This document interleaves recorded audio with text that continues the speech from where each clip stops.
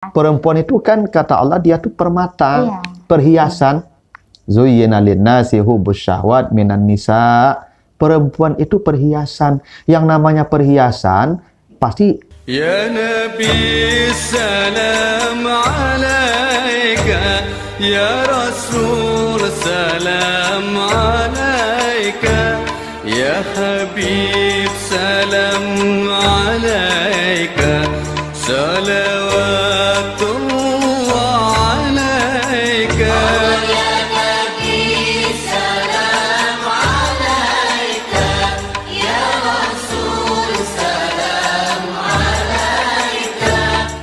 Bismillahirrahmanirrahim.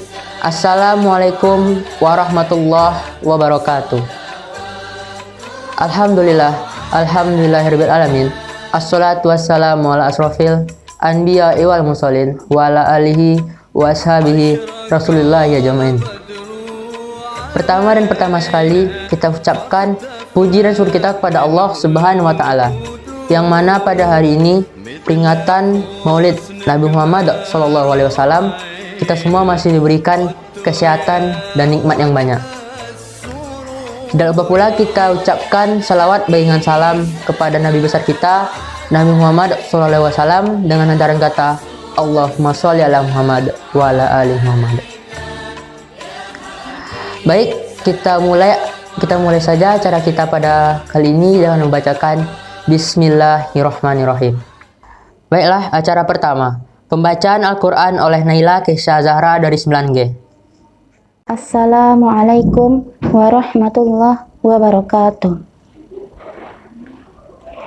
A'udzu billahi minasy syaithanir rajim. Bismillahirrahmanirrahim. Alladzina yuballighuna risalatillahi wa la yakhshawna ahadan illallah wa kafa billahi hasiba. Ma kana Muhammadun aba ahadim mir rijalikum walakin Rasulullahi wa khataman nabiyyin wa kana Allahu bikulli syai'in alima. Ya ayyuhalladzina amanu dzkurullaha dzikran katsira wasabbihu bukratan wa asila. Huwallazi yusalli alaikum wa malaikatuhu liyukhrijakum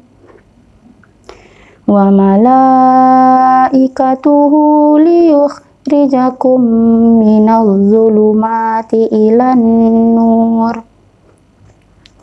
wa kana bil mu'minina rahima. Shadaqallahul azim.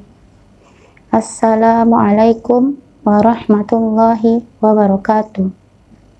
Acara selanjutnya, talk show mengenai Maulid Nabi Muhammad SAW oleh Dr. Sofyan Hadi, dosen UIN Imam Bonjol, beserta host Keisha Anindya Syahla dari kelas 9D. Assalamualaikum warahmatullahi wabarakatuh. Waalaikumsalam warahmatullahi wabarakatuh. Hai teman-teman semuanya, perkenalkan nama aku Keisha Anindya Syahla dari kelas 8D. Nah, kali ini aku dapat kesempatan untuk mewawancarai Ustadz Dr. Sofyan Hadi sebagai dosen di UIN Imam Bonjol Padang ya Pak ya? Ya, betul. Sebelum saya mulai wawancara, saya ingin minta izin gitu Pak. Boleh nggak saya bertanya kepada Bapak? Boleh, silakan. Oke, terima kasih ya Pak Ustadz. Sama-sama. Kita ke pertanyaan yang pertama. Apa adab dalam bergaul dalam Islam itu ya Pak? Baik, Assalamualaikum warahmatullahi wabarakatuh. Waalaikumsalam. Anak-anak sekalian, para pemirsa, Spendel TV ya. Iya, betul. Oke. Kita ini diciptakan Allah untuk hidup bersama. Kata Allah di surat Al-Alaq ayat yang kedua itu, Iqra bismi rabbikal ladzi khalaq, khalaqal insana min alaq. Ya, Allah telah menciptakan manusia dari alaq. Alaq itu artinya sesuatu yang sifatnya tergantung. Manusia disebutkan Allah diciptakan dari alaq yang sifatnya memiliki ketergantungan kepada pihak lain. Jadi manusia itu makhluk yang tidak bisa sendiri. Ya, melawan fitrah kalau ada manusia mencoba-coba hidup sendiri. Karena fitrah kita hidup bersama alaq namanya. Nah, dalam konteks itulah kita perlu membangun relasi, membangun kerjasama, membangun kebersamaan. Nah, dalam konteks kebersamaan itu kita perlu menjaga adab. Nah, kita ini kan diciptakan Allah dua ini jenis kelaminnya. Ada laki-laki, ada perempuan. Nah, masing-masing itu ada aturannya. Bagaimana bergaul dengan sesama jenis, bagaimana bergaul dengan yang lawan jenis yang bukan mahram kita. Yang mahram itu ya seperti kalau kalau misalnya kan ayahnya, kakeknya, saudara laki-lakinya, pamannya itu namanya mahram. Nah, kalau itu tidak ada masalah, itu aman. Nah, yang masalahnya yang bukan mahram ini, ya misalnya kawan satu sekolah atau kawan satu permainan yang kita beda jenis, itu ada adab-adabnya, ada aturan-aturannya, ada batas-batasnya yang kita tidak boleh melanggarnya. Kalau terjadi pelanggaran, maka itu akan berdosa. Tapi secara prinsip, bagaimana adab kita bergaul dengan lawan jenis? Nah, kalau yang sejenis itu tidak ada masalah. Mungkin nanti tinggal saja yang tua kita hormati, yang kecil kita sayangi, yang sama besar kita kawan bermain, ya tempat berunding, ya bercanda. Tapi dengan lawan jenis ini yang jadi masalah ini. Nah, ada aturannya. Nanti anak-anak kan baca nanti di surat surat An-Nur ya, surat 24 ayat 30 sampai 31. Apa aturannya? Satu, kullil mu'minin ya yaghuddu ya min absarihim wa yahfazu furujahum. Jadi aturannya satu, untuk laki-laki ini hendaklah menundukkan pandangan mata. Nah, jadi kalau ketemu lawan jenis itu tundukkan pandangan mata. Itu adabnya itu. Jangan nampak ini cantik kan. Ini lalu mata kita ndak menoleh-menoleh ke sana sini ya. Wah, ini barang bagus nih gitu ya. Itu ndak boleh. Hendaklah menundukkan pandangan matanya. Lalu wayahfazu furujahum, dia menjaga ya faradnya, menjaga kemaluannya. Nah, namanya sekarang kan anak-anak sekarang banyak yang sudah terjebak pergaulan bebas, bahkan sudah melewati batas-batas yang ya tidak lagi wajar dalam pergaulannya. Itu tidak ada, itu tidak dibolehkan. Ya, kalau perempuan baca ayat 31-nya lebih banyak lagi. Ya, di samping menundukkan pandangan mata, ya. Nah, jadi perempuan juga begitu. Ya, makanya perempuan nih kalau ketemu laki-laki dia harus ya menghindar. Kalau jalan misalnya laki-laki itu lagi jalan di depan, ya dia di depan laki-laki, maka dia menghindar ke kiri. Lalu biarkan laki-laki itu berjalan lebih duluan. Jangan kita berjalan di depan laki-laki. Nah, itu adabnya begitu. So, kalau perempuan di depan laki-laki, nanti mata laki-laki bisa susah untuk dijaga. Itu kan begitu. Jadi jangan kita nih berlenggak-lenggok, berjalan-jalan kayak modeling tuh ya. Oh, di depan laki-laki itu tidak boleh. Haram hukumnya. Itu tidak ada adabnya, kita itu berdosa. Nah, itu di antara adab misalnya yang kita tidak boleh melanggar dalam pergaulan dengan lawan jenis yang bukan mahram kita. Gitu, Keke. Oh, gitu ya Pak. Ustaz. Untuk pertanyaan yang kedua ya Ustaz ya. Jadi ini sebenarnya kekepoan Keke sama teman-teman juga banyak. Jadi kan di zaman sekarang Ustadz bisa lihat ada yang bukan mahramnya saling berpegangan tangan. Nah, kalau boleh Keke tahu nih ya Ustadz, apa sih pendapat Ustadz tentang remaja-remaja sekarang yang bukan mahramnya saling berpegangan tangan, atau kayak ada syariah gitu Pak Ustaz. Iya, yang namanya pacaran tidak ada syariahnya. Iya. Ada yang pacaran yang syar'i. Bagaimana pacaran yang syar'i? Kata Nabi, la yakhluwanna rajulun ma'amra'atin illa ma'aha zi mahramin. Kata Nabi, tidak boleh laki-laki berduaan dengan perempuan yang bukan mahramnya, kecuali bersama perempuan itu ada orang lain, ada mahramnya atau ada orang lain. Jadi tidak boleh kita berduaan di dalam satu tempat, namanya khalwat. Itu berkhalwat saja tidak boleh nih. Nah, tapi kita ini tidak berkhalwat nih ya. Itu ada kameramennya nih. Nah, jadi berkhalwat itu tidak boleh. Jadi jangan karena kalau sudah berduaan nanti setan yang ketiga. Nah, kalau sudah setan yang ketiga berarti kita ikut langkah dia nanti. Kalau langkah setan kemana? Ya masuk neraka. Ya kan kita akan digiringnya masuk neraka. Artinya kita akan digiring sampai berbuat kemaksiatan. Nah maka intinya jangan kamu pegangan tangan. Ya duduk berdua-duaan saja tidak boleh. Ya karena ini pasti nanti akan diarak setan untuk kayak jalan yang salah. Dan memang awalnya memang pegangan tangan. Setelah pegang tangan nanti lebih tinggi lagi tingkatnya, nanti lebih tinggi lagi akhirnya ya terjadilah itu. Makanya banyak sekarang kan yang mohon maaf nih yang sedang dalam status sekolah kemudian tiba-tiba dia ya kan hamil di luar nikah, nanti menjadi aib bagi keluarganya, aib bagi masyarakatnya, bahkan hidupnya hancur, kemudian masa depannya sudah porak-poranda. Itu kan akhirnya menyesal. Ya makanya janganlah sampai ke yang begitu. Kalau mau ya kalau ada pacaran yang syar'i itu ada, tapi jangan pernah berdua-dua. Kalau mau pergi apel namanya, kata malam minggu datang bawa kawan atau duduk sama bapaknya. Nah tapi berani tidak sama bapaknya duduk sana kan? Tidak berani juga kan? Nah, jadi itu tidak boleh, tidak ada adabnya begitu. Gitu. Untuk pertanyaan yang ketiga sekaligus pertanyaan terakhir nih ya Ustadz ya. Iya. Sebagai inti kayaknya Pak Ustadz, batasan-batasan dalam bergaul dalam Islam ini kan pasti ada ya Pak Ustadz. Ya. Itu tuh apa-apa aja gitu Ustadz batasannya? Ya batasan bergaul itu satu kan kalau nanti dibaca di An-Nur itu pertama perempuan itu harus menjaga tampilannya. Itu paling pokok. Jangan tampil dalam bahasa Al-Quran itu tabarrud namanya. Wala tabarrajna tabarrujal jahiliyah. Jangan kamu bertabarruj. Bertabarruj itu dari kata buruj. Buruj itu artinya benteng atau tower. Jadi tower menara itu bahasa Arabnya buruj. Kenapa tower disebut buruj? Karena tower itu tinggi. Dari jauh orang lihat dia.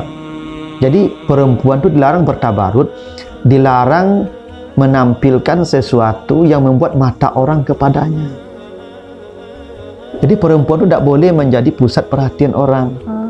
Apakah karena pakaiannya yang sempit, yang minim, yaitu sehingga mata orang langsung ke dia, ataukah karena perhiasannya yang mencolok, misalnya pakai lipstik yang tebal, yang warnanya mencolok, yang bibirnya kemudian dimonyongin dikit, sehingga mata orang langsung kepadanya.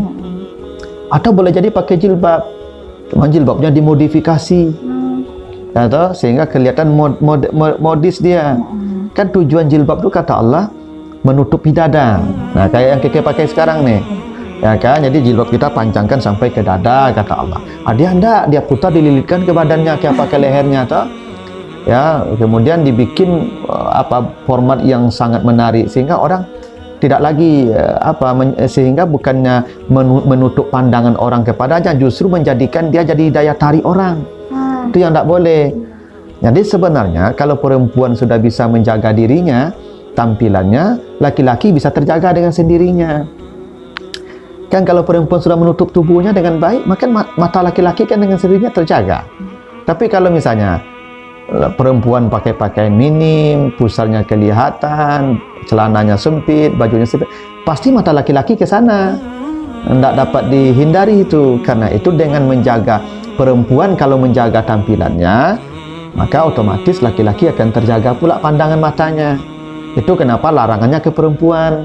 Janganlah kamu bertabarut dengan bertabarutnya orang-orang jahiliyah dulu. Artinya jangan menampilkan sesuatu yang membuat kamu menjadi pusat perhatian orang.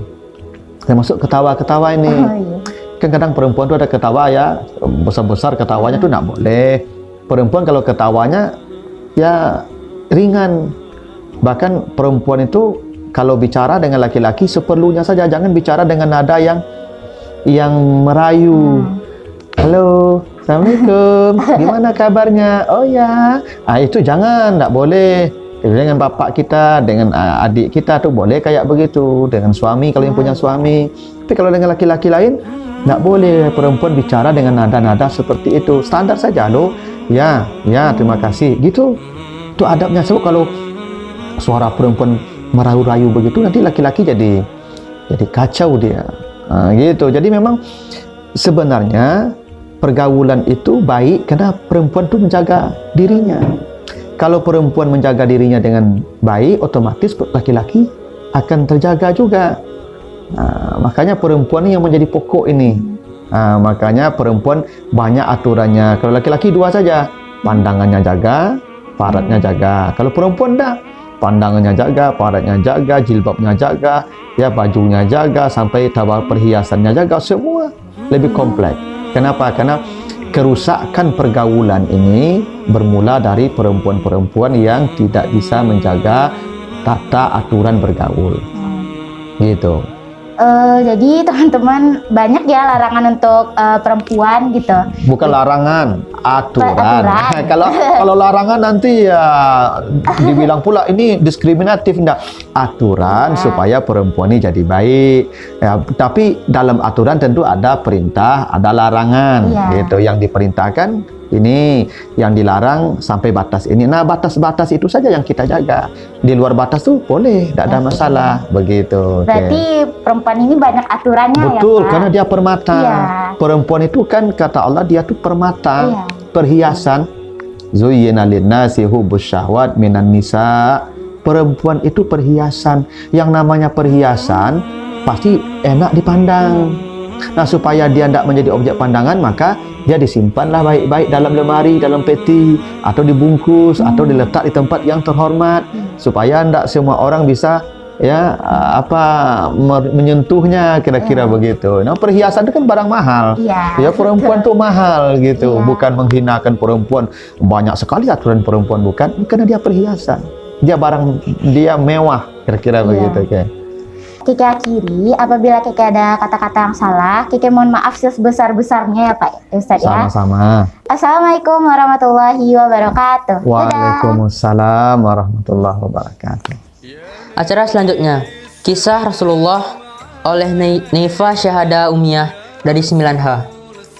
Assalamualaikum semuanya, apa kabar? Perkenalkan, nama aku Neifa Syahada Umiyah dari kelas 9H. Kalian punya idola kan? Nah, kalian pasti tahu Nabi Muhammad kan?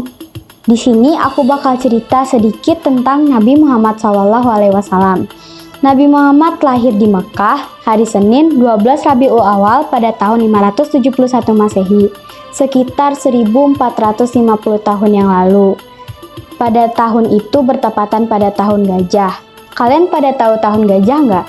Tahun gajah yakni tahun ketika pasukan gajah di bawah pimpinan Abraha Habasyah tengah menyerang Ka'bah. Rasul lahir dari ibu bernama Aminah dan ayahnya bernama Abdullah. Tapi kalian tahu nggak, Rasulullah dibesarkan sebagai anak yatim karena ayahnya Abdullah telah meninggal dunia sejak ia berusia genap 3 tahun. Semasa kecilnya akhirnya dibesarkan oleh kakeknya yakni Abdul Muthalib. Pada saat Nabi lahir, beruntungnya ada seorang ibu bernama Halimat Sa'diyah yang ikhlas menyusui Nabi Muhammad meski ASInya sulit keluar. Nah, karena keikhlasannya, Allah Subhanahu wa Ta'ala akhirnya memberikan balasan. Setelah itu ASInya deras keluar. Adanya tradisi Quraisy pada zaman dahulu, pada hari ke-18, membuat ibunya harus menyembunyikan Nabi Muhammad di pedalaman. Tradisi Quraisy tersebut membuat Nabi Muhammad tidak bisa merasakan kasih sayang ibunya sampai berumur 8-10 tahun. Muhammad yang menginjak usia 20 tahun di Mekah yang bertepatan peristiwa Harbul Fijar antara kabilah Quraisy melawan Qais dan Ailan. Pada saat berusia 25 tahun, Rasulullah menjalin kerjasama bisnis bersama wanita kaya raya, yakni Siti Khadijah. Nabi Muhammad mendapatkan sebuah mimpi ketika malaikat Jibril menghampirinya. Rasul pun sedang menyendiri di dalam Gua Hira. Kalian pada tahu Gua Hira nggak? Gua Hira kan kalimat yang sering familiar ya. Gua Hira tepatnya di samping Jabal Nur. Turunlah wahyu pertama yang ia bawakan dari Allah yakni surat Al-Falaq ayat 1-4. Nabi Muhammad melaksanakan perintah kurban ketika sedang melakukan haji wada di Mina. Saat itu, Rasulullah menyembelih 100 ekor unta. Beliau melaksanakannya sendiri pada 63 ekor unta dan sisanya ia serahkan kepada Ali bin Abi Thalib. Nabi Muhammad mulai sakit di bulan Safar tahun 11 Hijriah. Beliau sakit kepala dan demam hingga akhirnya membuat suhu tubuh beliau meninggi. Kondisi ini terjadi selama kurang lebih 2 minggu. Rasulullah akhirnya mengunjungi rumah istri-istrinya dan tiba di kediaman Aisyah dengan badan yang sudah lemah. Kematian Nabi dan Rasul terjadi di usianya yang ke-63 tahun di rumah istri beliau Aisyah pada tanggal 8 Juni 632 Masehi. Demikianlah rangkaian cerita dari saya, semoga bermanfaat bagi teman-teman. Saya Neifa, pamit undur diri. Mohon maaf bila ada kesalahan. Assalamualaikum warahmatullahi wabarakatuh. Acara selanjutnya, lagu Ya Nabi Salam Alaika oleh Rafki Aninta Porsya dari kelas 8G dan teman-teman.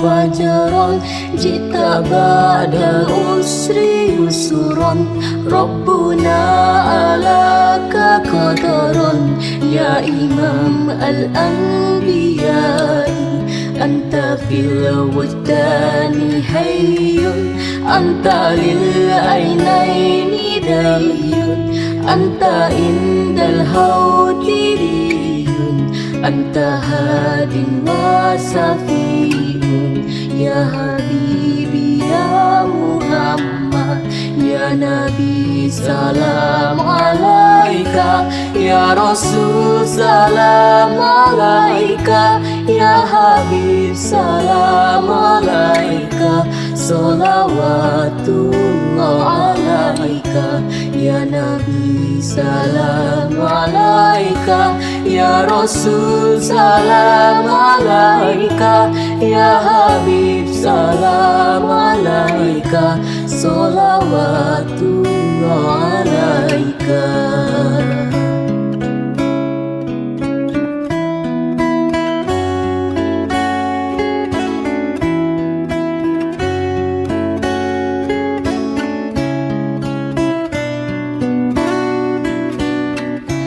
Yartawi bil hubbi qalbi hubbi khairi rusli rabbi man bihi absaratu darbi wasafi ya Rasulullah ayuhal mukhtaru fina zadana hubbu hanina jitana bil khairi dina ya kita mal mursalina ya habibi ya Muhammad ya Nabi salam alaika ya Rasul salam alaika ya Habib salam alaika salawatullah alaika ya Nabi salam alaika ya Rasul salam alaika Habib salam alaika, salawatullah alaika.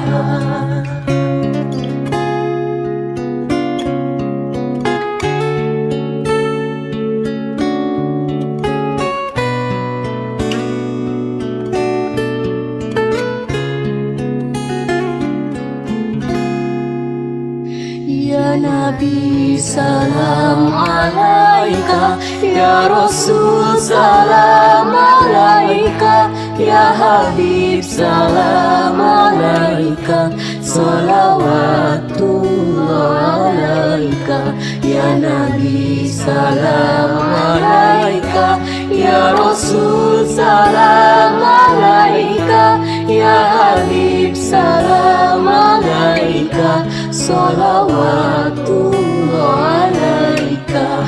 Ya Nabi salam alaika, Ya Rasul salam alaika, Ya Habib salam alaika, salawatullah alaika.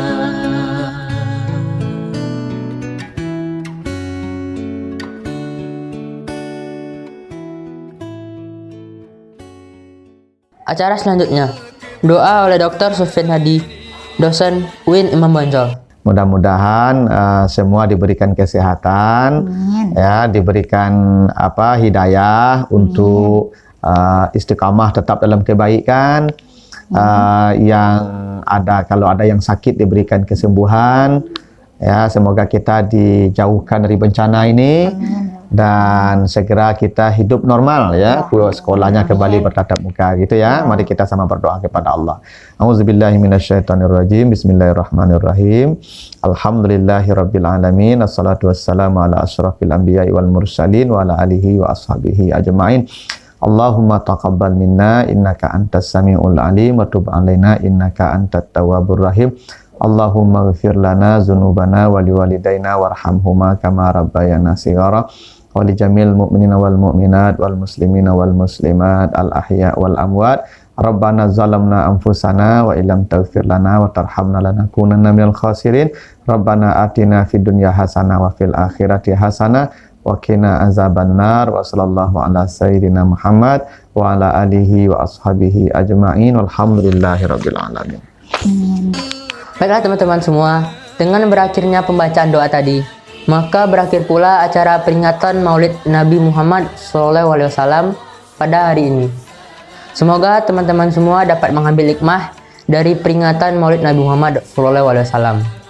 Dan dukung terus Spendal TV, membuka inspirasi, menumbuhkan motivasi. Terima kasih. Wabillahi taufiq wa hidayah. Assalamualaikum warahmatullahi wabarakatuh. مرعى وجهك يسعد يا كريم الوالدين. حوضك الصافي المبرد وردنا يا